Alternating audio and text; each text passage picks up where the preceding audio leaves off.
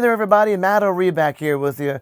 Once again, welcome back to Mob on TV, the official YouTube channel for the Matt O'Ree Band. If you haven't clicked subscribe yet, please do so.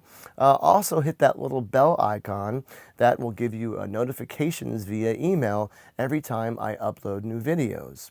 And also give it a thumbs up if you dig the video. All these little things help me to continue to keep making cool videos for you guys. And I'm having a blast doing this. I hope you guys are enjoying it.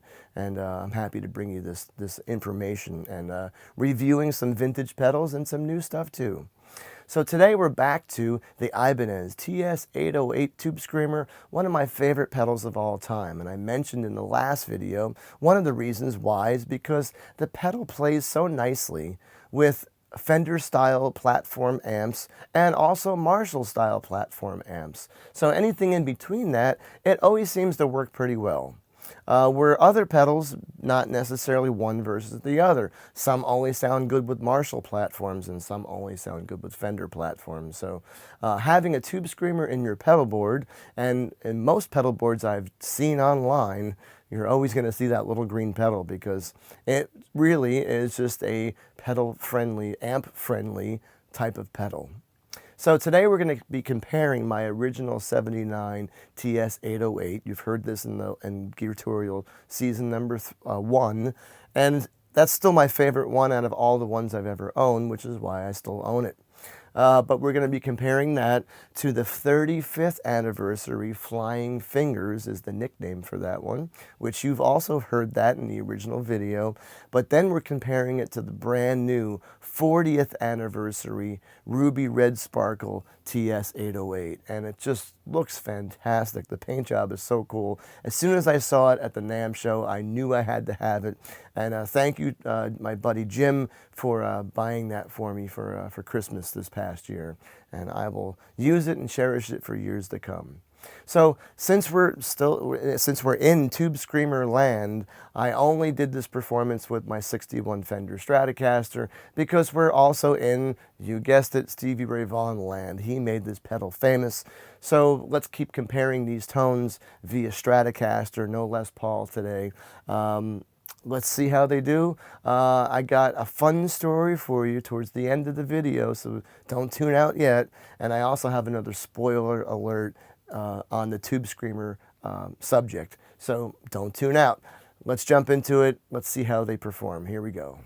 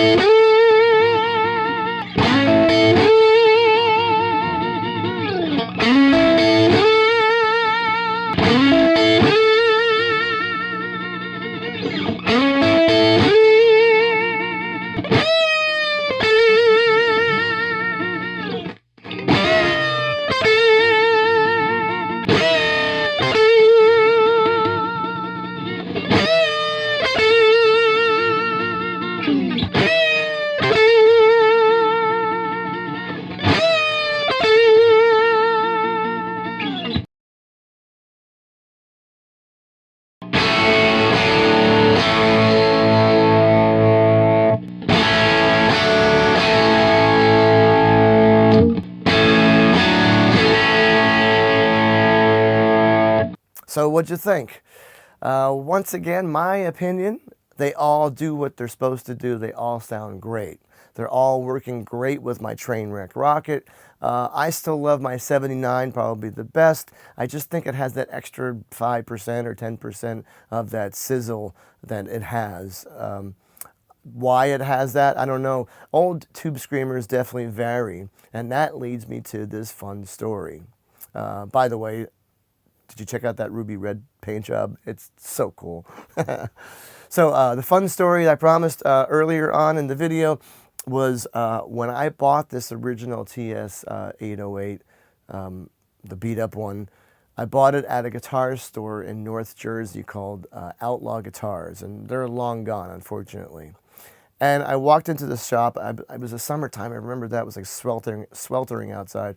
And they had the pedal, and I really wanted to get an 808 because everybody told me that that was the, all my friends and my mentor, Bernie Browswitter, said, yeah, it's the best Tubescreamer version out of all of them. They all sound great, the TS-9, the TS-10, the Sound Tank one that they did in the 90s. They all do what they're supposed to do, but to my ears, yeah, I found, sound clips years ago that led me on the 808 path. Anyway, I'm in the store. They have one. It's beat up.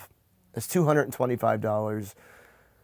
Okay, let me splurge and get the pedal because that's the sound I'm looking for. I'm looking for that Stevie Ray Vaughan authentic thing. So even though Stevie did use other pedals, the 9 and the 10. So I get home with the pedal. I start playing it through my 66 Super Reverb with my 61 Strat, and holy crap, there it is. That's the sound. Thank God I bought it. I'm happy as can be. I start gigging with it. I start recording with it. I'm in love with the pedal. About a year later, it dawned on me that I'm like, maybe I should buy another one if I can afford it, to have a backup just in case. It's always good to have two. So I'm at a guitar show in South Jersey. Now, New Jersey's not a very big state, but still some drive time. I'm in South Jersey at a guitar show, and somebody who was renting a table, his name is Jay, and he has a guitar store in Edison, New Jersey, which is sort of North Jersey, called New Jersey Guitar and Bass Center. He's still open and in business to this day. He has another TS-808 on his table for sale. Same price, $225. But this one has the box, has the original instruction manual and the plastic bag. Now, at the time, I wasn't really a collector. I still kind of, I guess I'm sort of a pseudo collector, but if I can't use it, I probably don't need to collect it because it doesn't do me much good. So unless it's an investment purpose. Anyway, so I decided to break down. I'm like, you know what? Let me buy this one too. So I get home with it, and I notice that the writing is slightly different. One has that little trademark symbol. The other one didn't. I also looked inside and found that the chip, the IC chip, was different. One has a Texas Instrument chip. The other one had the JRC chip. I compared the sounds. They sound a little bit different. Okay, they both sound great, but I still thought that the beat-up one sounded better. Okay, but at least I got my backup, I got my spare, I'm happy. I look at the instruction manual that the new one just came with, and on the back, I instantly see a serial number written in red teacher's ink pen. Now, for you guys out there that grew up in the late 70s into the 80s, as soon as you see that red color, you know it's a teacher's pen. Because I just remember getting, hopefully I got an A. I don't remember what grade I got. But I remember the teacher having that red ink pen. I could still see what it looks like. It's like burned into my brain. So I see that serial number written in red teacher's ink pen. It says SER number sign, or for you kids today, hashtag sign. There was a number sign before that. And it's also a sharp sign too in music, but let's not get into that. But so the serial number is written. I'm like, let me compare that to the pedal I just bought that it came with, and the numbers don't match. Okay, so I guess this box and this instruction manual, or at least the instruction manual, is not the original one that came with the pedal I just bought. No big deal. At least I got some paperwork that goes with the pedal. It kind of completes the package as a collector thing. Then about a half hour later, and I'm like, I wonder if that number matches the one I bought at Outlaw Guitar a year prior. I couldn't believe it. It matched. It's the exact number.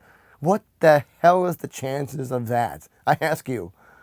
2 different places in New Jersey, 2 pedals, and I'm assuming that that instruction manual goes with the box and the bag. I guess I have to assume that it matched the one I bought that didn't have that. Holy crap, my mind was absolutely blown. I couldn't believe it. I was showing my roommates at the time where I was living. Holy crap, what's the chances of this? So now the pedal, of course, is still safe storage here at the house. Original box, manual, plastic bag with the pedal with the matching serial number. So that's my fun story. The spoiler alert is that we're going to do another Tubescreamer video. My friend Jim, who got me the Ruby Red Sparkle 40th anniversary, has one of the new white TS-808s. I don't know much about the information or the model number, but I'll give it to you in the video.